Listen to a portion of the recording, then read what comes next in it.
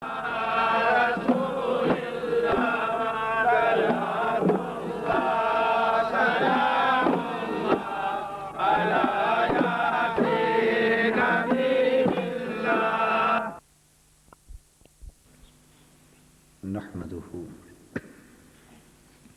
ونصلي ونسلم على سيدنا ومولانا محمد رسوله النبي الأمين المكين الحنين الكريم الرؤوف الرحيم أما بعد بسم الله الرحمن الرحيم محترم مشائخ علماء کرام، معزز حاضرین اور عزیزان گرامی قدر، اللہ رب العزت کا شکر ہے کہ اس کے فضل و احسان اور اسی کی توفیق و عنایت سے ہم اس مبارک مجلس میں حاضر ہیں۔ یہ سب کیف، سرور اور لذتیں اور حلاوتیں اور سب کیفیتیں اللہ کے فضل سے حضور نبی اکرم صلی اللہ تعالیٰ علیہ وآلہ وسلم کے نالین پاک کا صدقہ ہے۔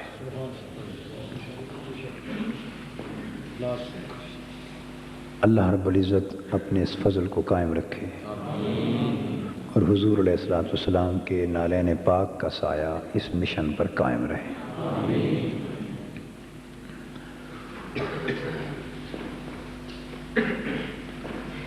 بحمد اللہ تعالی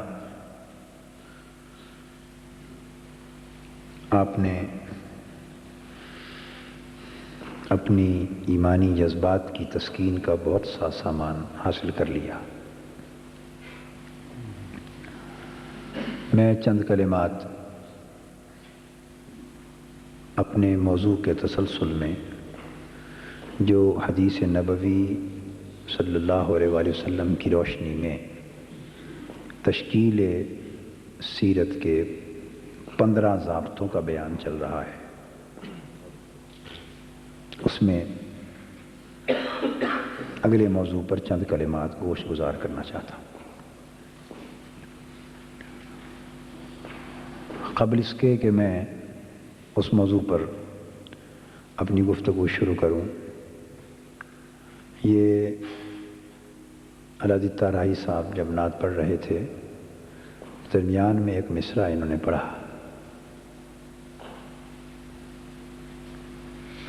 اس کا مفہوم اس طرح تھا کہ خدا پکڑتا ہے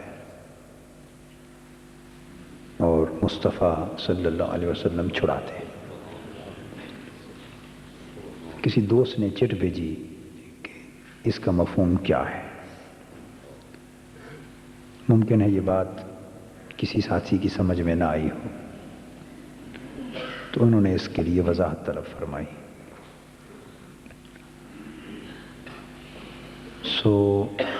بجائے اس کے کہ میں تفصیلاً اس پہ عرض کروں، اس کا جواب فقط حضور علیہ السلام کا مقام شفاعت ہے۔ یہ حضور علیہ السلام کے مقام شفاعت کا بیان تھا، اور شفاعت کہتے اسے ہیں کہ اللہ رب العزت بندے کو اس کے عمل کے باعث پکڑ لے اور حضور اپنی شفاعت کے باعث چھڑا لے۔ اللہ بندے کی بدعمالیوں کے باعث پکڑ لے اور حضور اللہ کی بارگاہ میں سفارش کر کے چھڑا لیں، اس کو شفاعت کہتے ہیں۔ اس پر بہت سے خطابات ہیں میرے، بہت سے کیسٹ ہیں حضور علیہ السلام کے مقام شفاعت پر، تو اگر آپ وہ کیسٹ لے لیں تو درجنوں کے قریب میرا خیال ہے اس مقام کے مختلف گوشوں پر خطابات ہوں گے۔ کیسٹ مل جائیں گے آپ کو، تفصیل سے سن۔ اس لیے ضرورت میں محسوس نہیں کرتا اس پر تفصیلی گفتگو کی کہ بہت سا مواد پہلے خطابات اور دروس اور کیسٹس کی شکل میں آپ کے پاس موجود ہے۔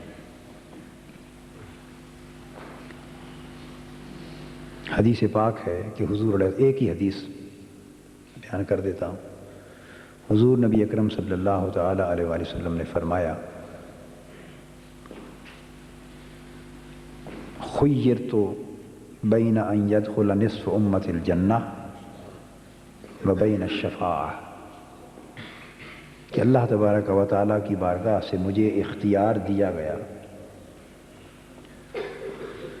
اللہ پاک نے مجھے فرمایا، محبوب صلی اللہ علیہ وسلم، تمہیں اختیار دیا جاتا ہے دو باتوں کا، ان میں سے جو پسند کر لے لے لے۔ دو سودے ہیں، جو پسند کرتا ہے چن لے۔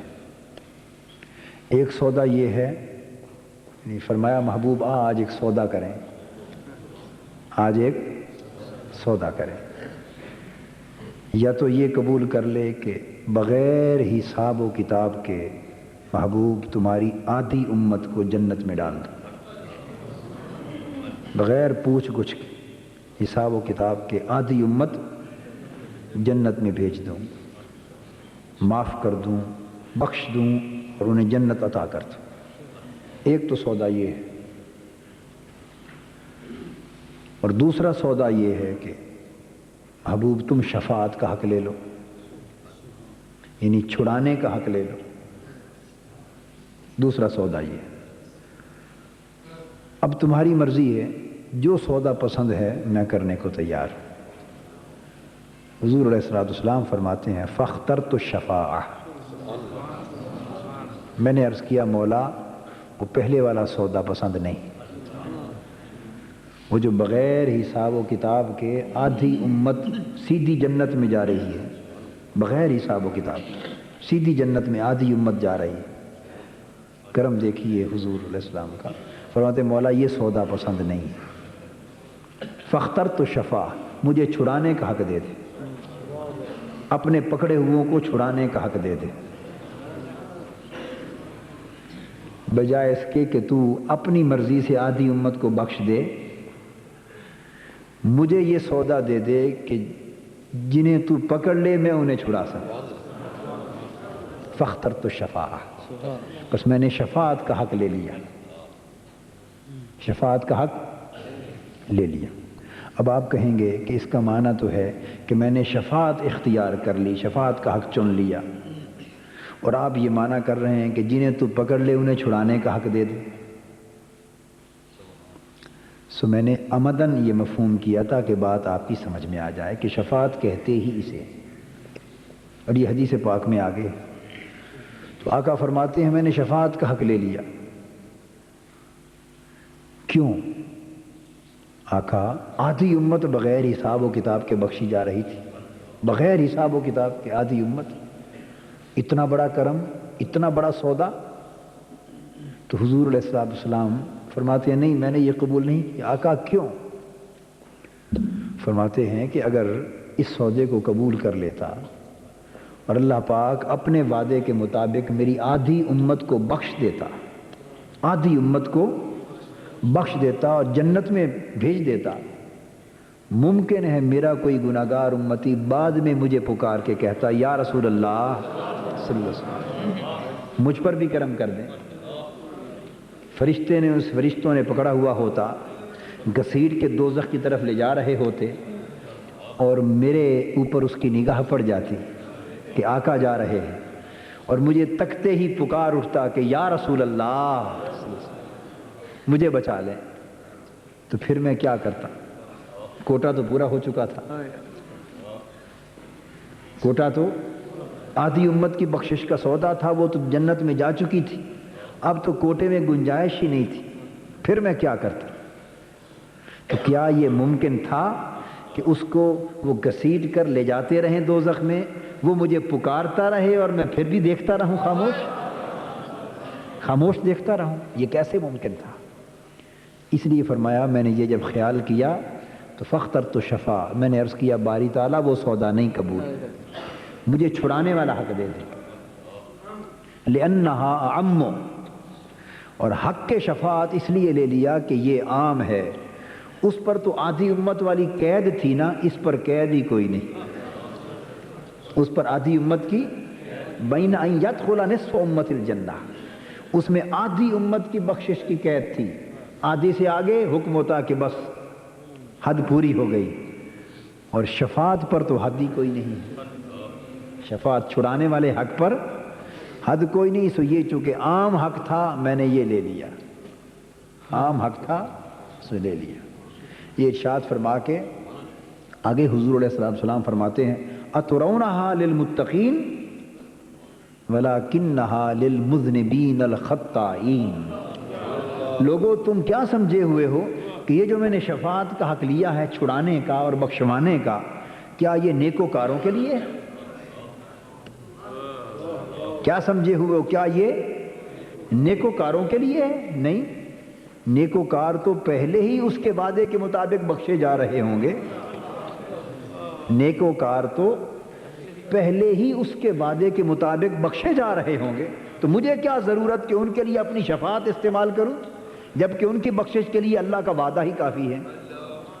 اللہ کا وعدہ ہے نا کہ جو ایمان لائیں عمل صالح کریں وہ بخشے جائیں گے، تو جو خدا کی وعدے کے باعث خود بخود بخشے جا رہے ہیں ان کے لیے شفاعت استعمال کرنے کی کیا ضرورت ہے؟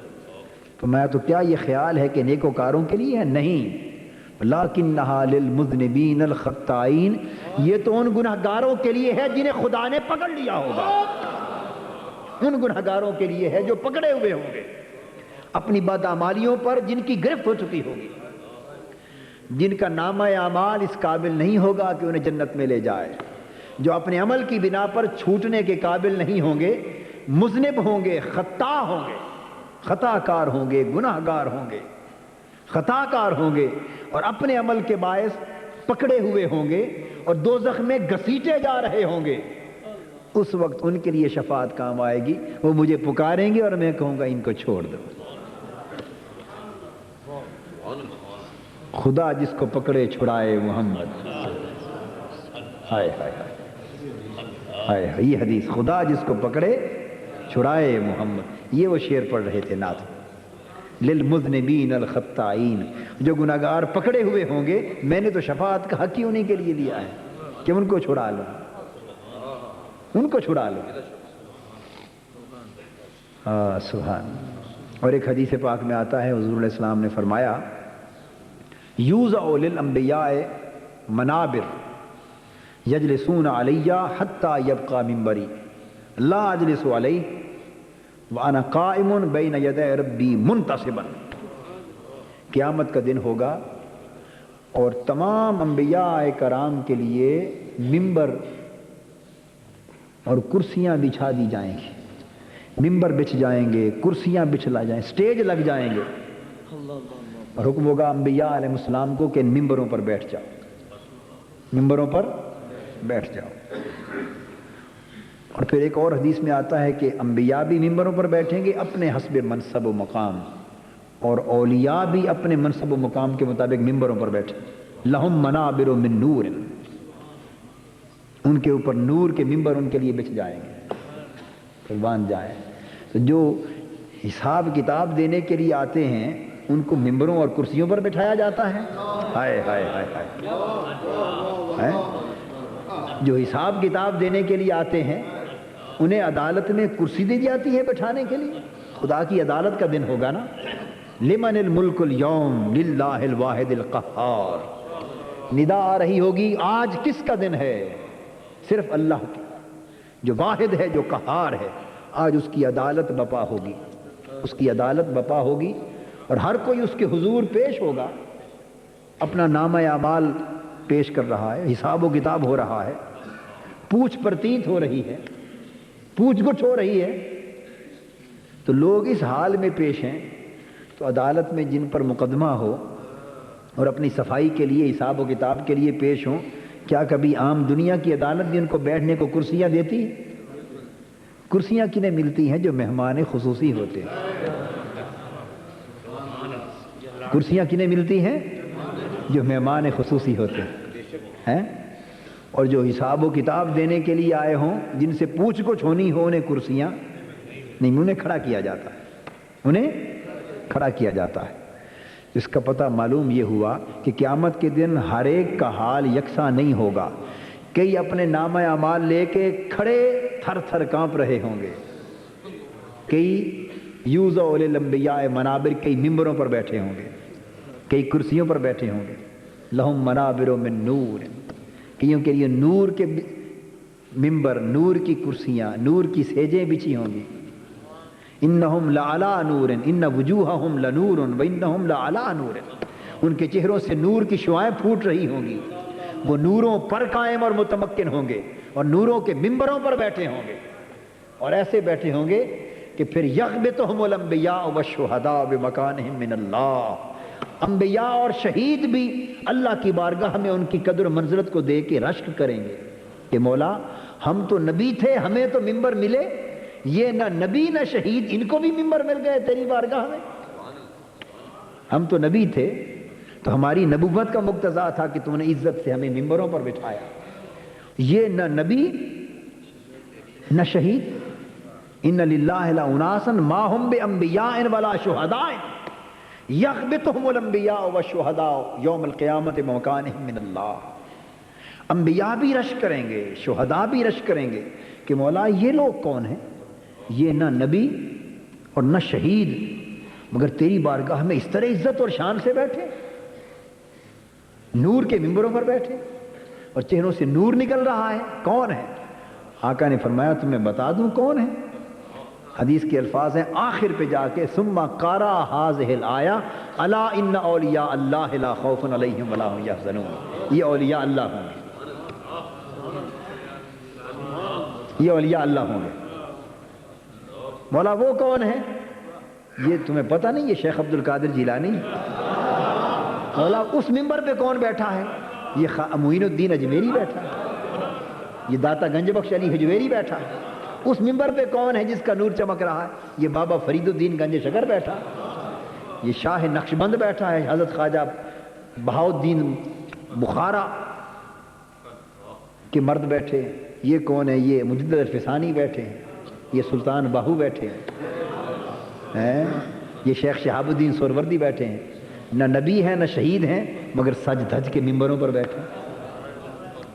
تو ادھر انبیاء بیٹھے ہیں، رسول بیٹھے ہیں، ادھر اولیاء بیٹھے ہیں، شہداء بیٹھے ہیں، تو ہر کوئی ایک حیثیت سے پیش نہیں ہوگا۔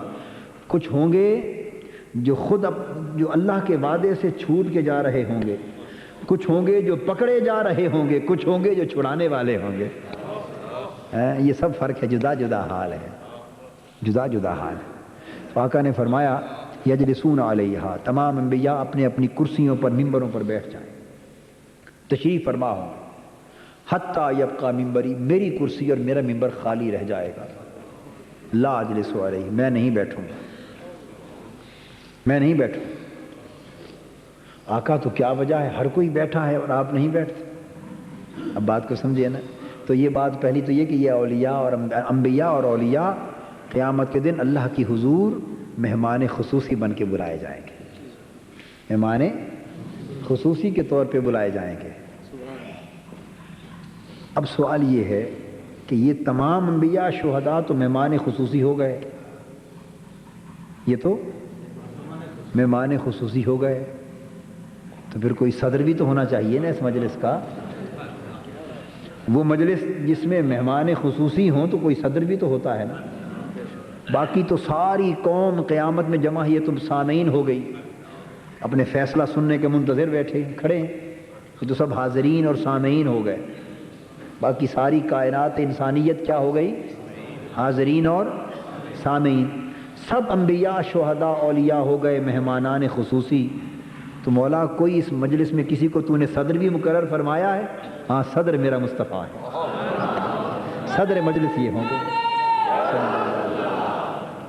صدر مجلس یہ ہوں گے، صدر مجلس یہ ہوں گے۔ اپنے اپنے ذوق کی بات ہے، اپنے اپنے، کسی نے تو یہاں صدر مجلس اللہ پاک کے لیے بیان کیا اعلیٰ حضرت کے شعر میں، اس طرح ذوق کی بات ہے، وہ بھی بجا ہے، میرا اپنا ذوق ہے۔ تو مہمانان خصوصی انبیاء شہداء اولیاء، اور اس مجلس میں صدر اللہ نے حضور کو مقرر فرمایا، عسیٰ ان یبعثک ربک مقاما محمودا، محبوب یہ جو مقام محمود کی کرسی ہے نا وہ کرسی صدارت.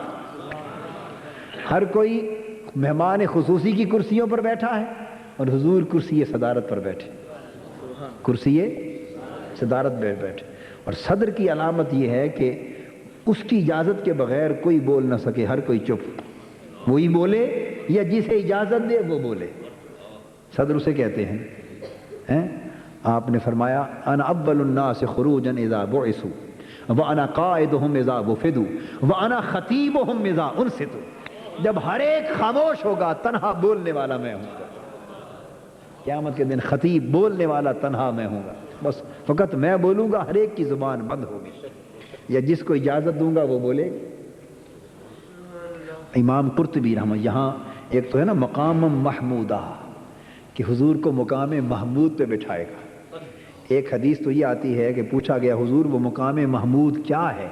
فرمایا مقام شفاعت ہے. عرض کیا حضور وہ مقام شفاعت جس پہ آپ کو بٹھایا جائے گا وہ کون سی جگہ ہے؟ فرمایا اللہ کا عرش جہاں اس کی کرسی ہوگی اس کے دائیں جانب مجھے بٹھایا جائے گا. اللہ اپنے عرش اور اپنی کرسی کے دائیں جانب مجھ کو بٹھائے گا. یہ تو ایک حدیث ہے. یہ تو ایک حدیث اور بتا دوں, اگر آپ معاف کر دیں,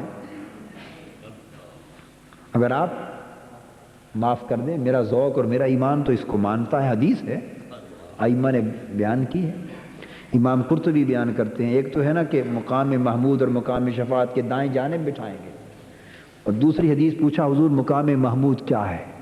فرمایا مقام محمود پہ حضور کا بٹھایا جانا اللہ پاک عرش پر اپنی کرسی پر اپنے ساتھ بٹھائے گا, کرسی پر اپنے ساتھ بٹھائے گا, کرسی پر اپنے ساتھ بٹھائے گا.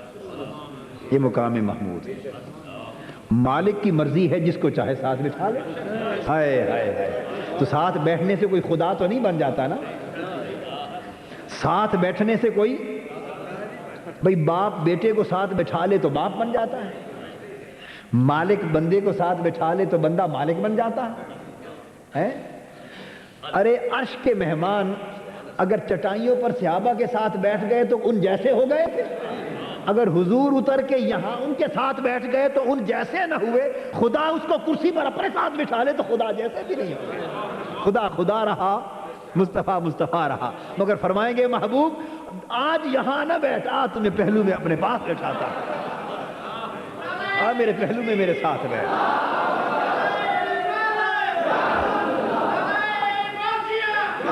محبوب آپ پہلو میں میرے ساتھ بیٹھ. جو تمہیں اور مجھے جدا دیکھنا چاہتے ہیں وہ دیکھ لیں کہ خدا جدائی گوارا نہیں کرتا, وہ پہلو میں بٹھاتا ہے. ہائے ہائے محبوب سونے آج جم جم میرے پہلو میں بیٹھ. ہائے ہائے ہائے. حدیث امام قرطبی, تفسیر قرطبی اس آیت کریمہ کی, وَمِنَ اللَّيْلِ فَتَهَجَّدْ بِهِ نَافِلَةً لَكَ, جب یہ آیت پڑھ رہے تھے نا میرا دھیان اسی ارشاد کی طرف جا رہا تھا, میں بار بار اس لیے سن رہا تھا. عَسَىٰ أَن يَبْعَثَكَ رَبُّكَ مَقَامًا مَحْمُودًا. محبوب تو راتوں کو اٹھا کر اس لیے کہ تیرے راتوں کے اٹھنے پر میں نے تمہیں اپنے پاس بٹھانا ہے. بھئی باپ بیٹے کو گود میں بھی تو بٹھا لیتا ہے نا. ارے گود میں بیٹھ کر وہ باپ جیسا نہیں بنتا, بیٹا بیٹا, باپ باپ, دوست دوست کو ساتھ بٹھا لیتا ہے. بادشاہ اگر کسی پر اتنا شفیق اور مہربان ہو جائے, بادشاہ اپنے وزیر کو کہے کہ آپ میرے تخت پر میرے ساتھ بیٹھ, تو کیا وہ وزیر بادشاہ بن جائے گا؟ ہیں وہ کہتے ہیں نا صدر جہاں بھی بیٹھے صدر ہے, وزیر جہاں بیٹھے. اللہ کی الوہیت کوئی ایسی ہے کہ حضور کو ساتھ بٹھا لیا تو الوہیت چھن گئی. ہائے ہائے ہائے ہائے. ابدیت کوئی ایسی چیز ہے کہ محبوب کو ساتھ بٹھا لیا تو ابدیت سے نکل گئے. نہ خدا سے الوہیت گئی نہ حضور ابدیت سے نکلے. خدا خدا رہا, مصطفیٰ مصطفیٰ رہا. مگر یہ اس کا کرم ہے کہ محبوب آج یہ آخری تو مقام ہے نظارے کا, آج تو ادھر. ہائے ہائے ہائے,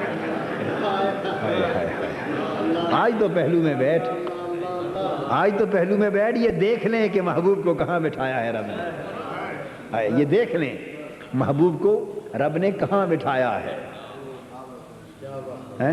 ایک تو وہ بٹھانا تھا نا, ایک تو وہ ثم دنا فتدلی فکان قاب قوسین او ادنا، ایک تو وہ ملنا تھا، ایک تو وہ تو محبوب وہ تو تنہا تو تھا اور میں تھا، تو میں نے تمہیں اپنے قرب میں جہاں بھی بٹھایا کسی نے نہ دیکھا، وہ تو کسی نے نہ دیکھا، آج سب کو دکھاتے ہیں، وہ کسی نے نہ دیکھا، تنہا تو تھا، انہو هو السمیع البصیر، میں تمہیں تکنے والا تھا، تو مجھے تک رہا تھا، نہ مجھے کسی نے مجھے بٹھاتے ہوئے دیکھا، نہ تمہیں کسی نے بیٹھتے ہوئے دیکھا، کسی کو کیا خبر محبوب کہاں تک گیا، کہاں بٹھایا گیا، کیسے ملا، کیسے ملایا گیا، کسی کو کیا خبر۔ آج تو محبوب اپنے پرائے مومن کافر سب جمع ہیں، محبوب تمہیں یہاں بٹھاتے ہیں تاکہ آج ہر کوئی دیکھ لے، ہر کوئی دیکھ لے۔ اس پر امام قرطبی نے اس پر وارد ہونے والے اعتراضات کا رد کیا ہے، دلائل کے ساتھ رد کیا ہے، دلائل کے ساتھ رد کیا ہے، اندیت پر بحث کی، اپنے پاس بٹھانے سے اندیت پر بحث کی اور قرآن مجید کی آیتیں بیان کی کہ قرآن مجید اور نہیں کہتا ان اللہ مع المحسنین، ہیں اللہ محسنوں کے ساتھ ہے، تو وہاں ساتھ ہونے سے کچھ فرق پڑ جاتا ہے؟ کوئی محسن خدا کے ساتھ ہو جائے، ان اللہ مع الصابرین، صبر والوں کے ساتھ ہے، تو وہاں بھی تو معیت ہی ہے، وہاں بھی تو ساتھ ہی ہے نا، معیت ہی ہے۔ اور نحن اقرب الیہ من حبل الورید، تمہاری شاہ رب کے بھی اندر ہو جائے تو پھر بھی تم خدا نہ بنو، اور حضور کو ساتھ بٹھا لے تو یہ گمان پیدا ہو جائے ہیں؟ وہ مالک ہے، وہ شاہ رب کے قریب ہو تب بھی خدا رہتا ہے، بندہ بندہ رہتا ہے، مصطفیٰ کو ساتھ بٹھا لے تب بھی بندہ بندہ ہے اور خدا خدا ہے۔ آپ سمجھ گئے نا بات؟ سبحان اللہ سبحان اللہ۔ تو محبوب کو بٹھائیں گے ساتھ، یہ تو ایک مقام ہے، لیکن جو حدیث میں بیان کر رہا ہوں، حضور فرماتے ہیں کہ میں اللہ کے سامنے کھڑا ہوں گا، اللہ کے سامنے منتصباً سراپا سوال بن کے کھڑا ہوں گا۔ اللہ پاک فرمائیں گے فیقول اللہ تبارک و تعالی یا محمد صلی اللہ علیہ وسلم ما ترید ان اصنع بامتک، پیارے محبوب کھڑے ہو، جی مولا کھڑا ہوں، پیارے کیوں کھڑے ہو، بیٹھتے کیوں نہیں؟ مولا ایک بات کرنی ہے، محبوب بول بول محبوب، اچھا بول، ما ترید ان اصنع بامتک، اب خود بول کیا ارادہ ہے تیرا، تیری امت کے ساتھ کیا سلوک کروں، جیسے تو کہے گا ویسے ہی کر لیتے ہیں۔ ہائے ہائے، ما ترید ان اصنع بامتک، محبوب بول تیرے ارادے کیا ہیں، جیسے کہتا ہے محبوب، کسی نے پوچھنا تھوڑا ہی ہے، ویسے ہی کر لیتے ہیں۔ ہے کسی کو جرت کوئی پوچھے، ہے کسی کی جرت کوئی خدا سے سوال کرے، کوئی اعتراض کرے؟ اس ہر اعتراض کا جواب اس نے پہلے دے رکھا ہے، مالک یوم الدین، میں مالک ہوں، خبردار، چاہوں جس کو بخش دوں، چاہوں پکڑ لوں، کوئی پوچھ نہیں سکتا، میں مالک ہوں۔ اب یہ لفظ مالک بول کے ہر اعتراض کا جواب پہلے دے رکھا، یہ نہیں کہا کہ وہ جزا اور سزا دینے والا ہے، نہیں فرمایا جزا اور سزا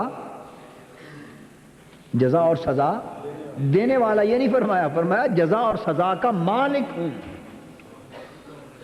جزا اور سزا کا دینا اور شے ہے، مالک ہونا اور شے ہے۔ مالک مالک ہوتا ہے، چاہے تو پکڑ کے جنت میں ڈال دے، چاہے تو اندر سے نکال کے باہر پھینک، مالک کوئی پوچھ نہیں سکتا، اس سے کوئی گرفت نہیں کر سکتا، کوئی سوال نہیں کر سکتا۔ اب بات کو سمجھ گیا نا، وہ مالک، اس لیے فرمایا محبوب ما ترید ان اصنع بامتک، بول پیارے ارادہ کیا ہے تیرا، آج تو کہہ، یہی کہا تھا نا، وہ شعر کیا تھا، تو منگدا جاویں میں دیندا ویساں، ہاں اے وعدہ ہویا ہے لا مکان، تو منگدا جاویں میں دیندا جیسا، اے وعدہ ہویا ہے لا مکان، یہاں مانگنے کی نوبت بھی نہیں آئی، حضور نے تو ابھی مانگا ہی نہیں، خود بخود اللہ نے پوچھ لیا محبوب بول، جو کہتا ہے ویسے ہی کر دیتے ہیں۔ تو حضور علیہ السلام فرماتے ہیں کہ میں اللہ کی بارگاہ میں عرض کروں گا، فاقول، میں عرض کروں گا مولا اجل حسابہ، حضور نے بھی شروع میں حق شفاعت استعمال نہیں فرما رہے، محفوظ رکھا ہوا ہے. آپ سمجھ گئے نا؟ قربان جائے